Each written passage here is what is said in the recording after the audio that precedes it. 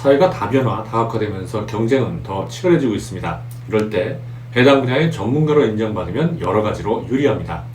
전문가라는 타이틀은 여러분을 온리원의 존재로 만들어주고 같은 일을 해도 더 높은 부가가치를 얻게 합니다.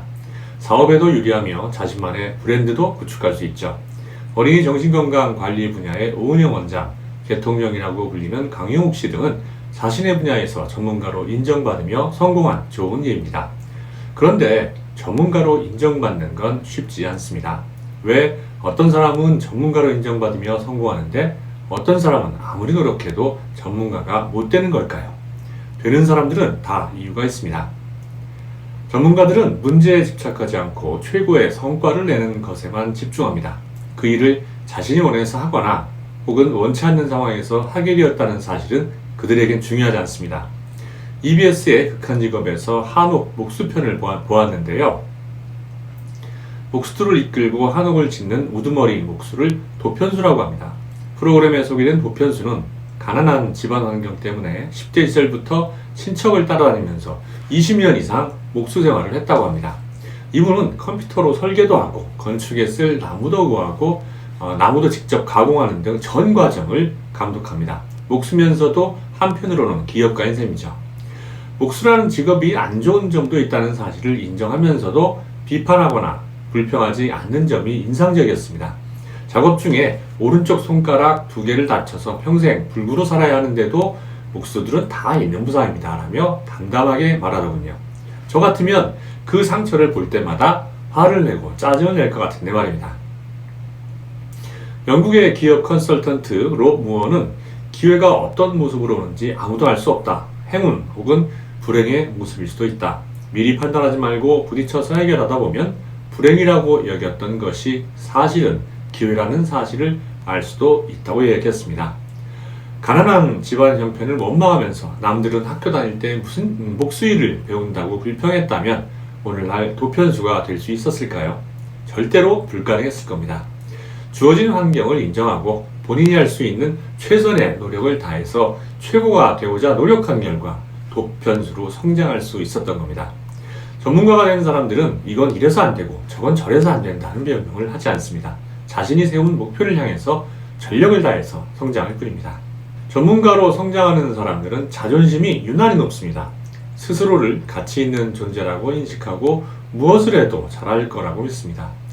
자존심이 높은 사람은 그래서 직장에서도 탁월한 성과를 보이는데요. 어쩌다 실수해도 비난에 신경 쓰지 않으면서 역경에도 아주 유연하게 대처합니다. 반면에 자존심이 약한 사람은 자신의 실체와는 별개로 남의 시선을 의식하면서 전전긍긍합니다. 자신감이 부족하니까 늘 열등감에 찌들어 살죠.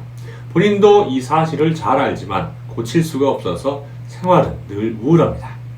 JTBC 최강 야구에서 김선우 해설위원이 은퇴 후 처음으로 마운드에 섰습니다.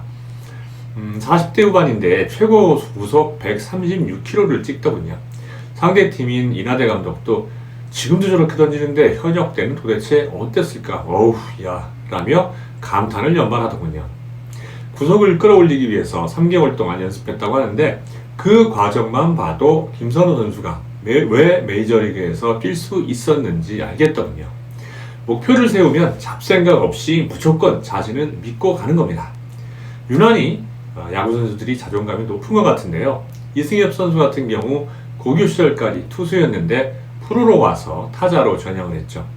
고교 시절까지 하던 투수를 그만두고 한국을 대표하는 타자가 되려면 어느 정도의 노력을 해야 할지 상상하기 어렵습니다. 박찬호 선수도 대학 시절에는 공은 빠르지만 컨트롤이 안 좋아서 성공 가능성이 낮다고 평가받았습니다. 그렇지만 결국 메이저리그에 가서 성공했죠. 모두 자신의 능력을 확신하고 잘 될 것이라는 신념을 품고 끝까지 매진한 결과라고 봅니다.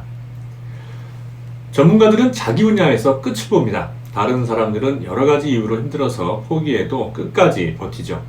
개통령이라는 별명으로 불리는 반려견 훈련사 강형욱 씨는 아버지가 강아지 공장을 운영해서 어렸을 때부터 개들과 시간을 보낼 수 있었습니다.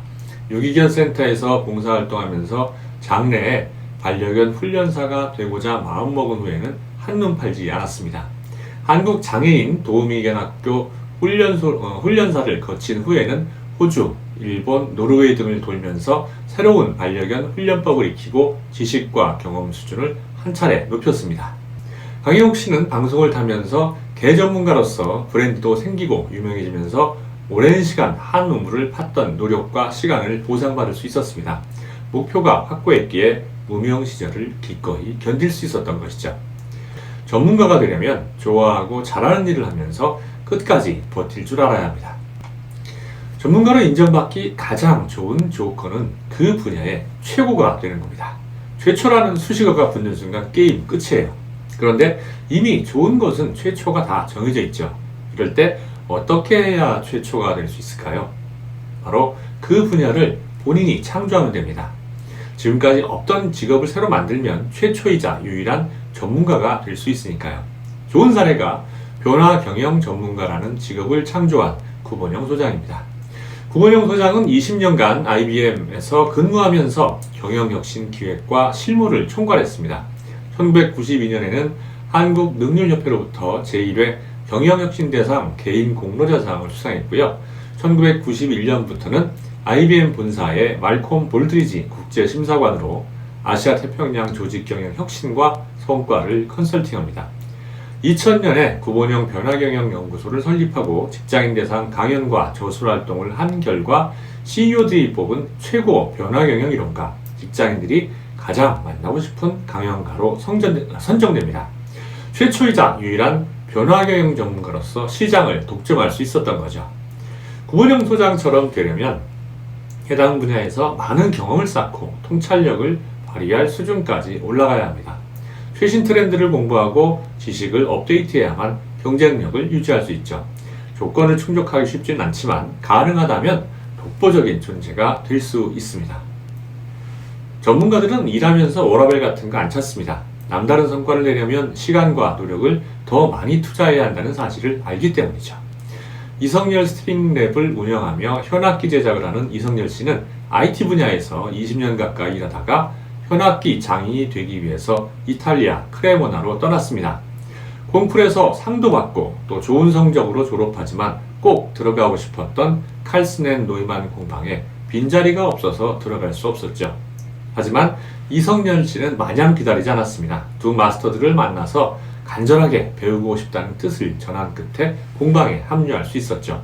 행운은 기다리는 사람이 아니라 준비하고 움직이는 사람에게 오는 겁니다. 이성열 씨는 현재 현악기 제조와 음대 출강, 전문가 칼럼을 쓰는 등 바쁘게 활동 중입니다. 그의 사례에서 보듯이 전문가가 된다는 것은 나이나 교육과는 전혀 상관없습니다. 중요한 건 하려는 의지와 어떤 방해에도 포기하지 않는 열정, 미루지 않고 실천하는 행동입니다. 지금까지 전문가로 성공하는 5가지 유형을 소개해 드렸습니다. 여러분은 이 중에서 어디에 속하나요? 한두 분야라도 해당된다면 이미 전문가로 될 소질을 충분히 가진 셈입니다. 전문가로 성공하고 싶다면 결과가 아니라 전문가로 성장하기까지의 과정을 주목해서 벤치마킹 하시길 바랍니다. 선배들보다 시행착오를 확실히 줄일 수 있기 때문에 여러분은 훨씬 빠르게 전문가로 성장할 수 있을 겁니다.